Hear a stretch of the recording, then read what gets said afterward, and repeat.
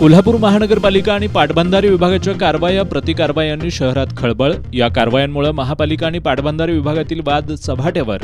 सायंकाळी उशिरा झालेल्या बैठकीत उद्यापासून पाणीपुरवठा सुरळीत करण्याचा निर्णय.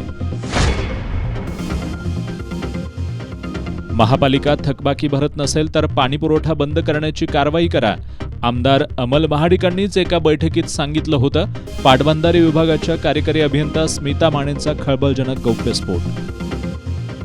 विषय झालेला आहे, अमल महाडिक साहेबांनी सांगितलेलं आहे आणि त्यांनी मंत्र्यांशी बोलले होते आमच्या, त्यावेळी त्यांचं ठरलेलं आहे की खरोखर महानगरपालिका काही करत नाही, मग तुमचं तुम्ही कट करा आणि महानगरपालिकेचे लोक पण पळून देत जा.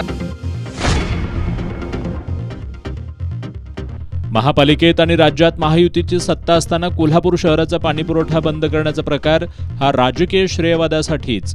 विरोधी पक्षनेते राजेश लाटकर यांचा आरोप. हा शहराच्या इतिहासातला काळा दिवस असल्याचीही दिली प्रतिक्रिया.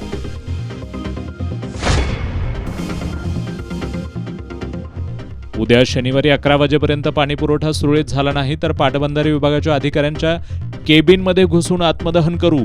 कोल्हापूर शहर सर्वपक्षीय कृती समितीचा इशारा. आणि स्वामी समर्थ प्रकट दिनानिमित्त कोल्हापूर शहरासह जिल्ह्यात प्रकट दिन सोहळ्यासह विविध कार्यक्रमांचं आयोजन.